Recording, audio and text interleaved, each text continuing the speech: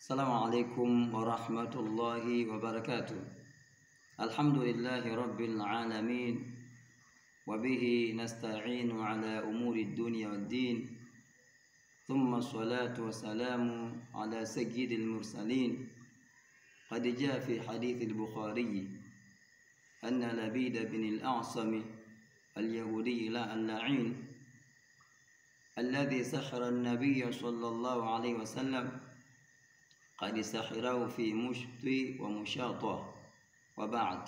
Waislamu, imethibiti katika hadithi ambayo imepokelewa na Imam Bukhari rahimahullah ta'ala alayhi kwamba yule Myahudi Labid bin Asam, laana za Allah zimfikie juu yake, aliyemloga mtume wetu Muhammadin sallallahu alaihi wasallama, alichukua baadhi ya nywele katika kichwa chake, baadhi katika ndevu zake. Ya mtume alikuwa akichana nywele, ya mabaki ya nywele aliyachukua akaenda kufanza aliyofanya.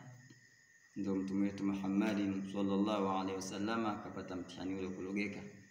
Sasa angalizo, wewe ndugu yangu Muislamu, unachukua nywele za mume wako, sehemu za siri, nywele za mke wako, sehemu za siri, unachukua kucha za mke wako, kucha za mume wako, kupeleka kwa mganga kienyeji, hakuenda kufanza unayofanza kwa lengo mwanamke umkamati ya kusikilize wewe au kupende sana, au mwanaume mkamati ya kusikilize wewe ya kupende sana. Ndugu yangu, huo ni uchawi, unafanza uchawi. Uchawi sio mtu ambaye labda mpaka awe anapanda ungo usiku, au labda anakwenda kukesha makaburini uchi, au labda wale ambao wanageuka kwa panya manya usiku. Sivyo hivyo tu peke yake, hata hayo unayofanya inakuwa uchawi, kwa sababu asihru anwa, uchawi kwa aina nyingi sana. Sasa ukiwa unafanza majambo hayo, jua umeingia katika kundi la wachawi, na uchawi ni katika miongoni mwa madhambi akbarul kabairi, madhambi makubwa kabisa. Na ndio mtume wetu Muhammad sallallahu alaihi wasallama alipokuwa akihesabu madhambi makubwa, kwanza kabisa asema si ashirku billah sihu. Aliposema ijtanibu sab'a al-mubiqati, akasema ashirku billah wa sihu, jiepusheni na madhambi aina saba yenye kuangamiza. Akataja kwanza kumshirikisha Allah, pili uchawi. Kwa ndugu yangu, uchawi ni katika miongoni mwa madhambi makubwa, lakini uchawi na ushirikina, na washirikina Mungu anasema innal ladhina kafaru min ahli alkitabi wal mushrikina fi nar jahannam khalidina fiha, hakika ya wale ambao wenye kumkufuru Allah subhanahu wa ta'ala na washirikina watakaa katika adhabu ya moto wa jahannam milele, hawatatoka.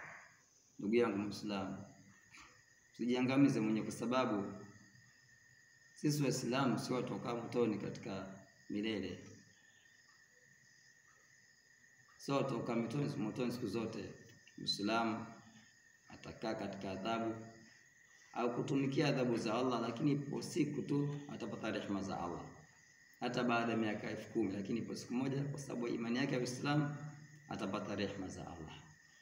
Lakini ukifanza ushirikina ukafa katika hali hizo, kwa Allah hakuna msamaha, kwa sababu yeye Allah anasema inna Allaha la yaghfiru an yushraka bihi wa yaghfiru duna dhalika liman yasha. Hakika Allah asamehe dhambi ya kushirikishwa, anasamehe madhambi mengine yasiyokuwa haya. Kwa ndugu zangu, tunakumbushana, tunafahamishana kwamba tukae katika tauhidi ya Allah subhanahu wa ta'ala.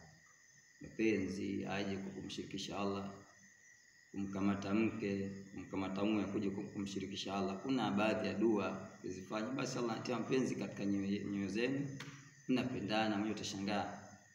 Kwa hiyo tumuombe Allah subhanahu wa ta'ala atujalie minal ladhina yastami'una alqawla fayattabi'una ahsana.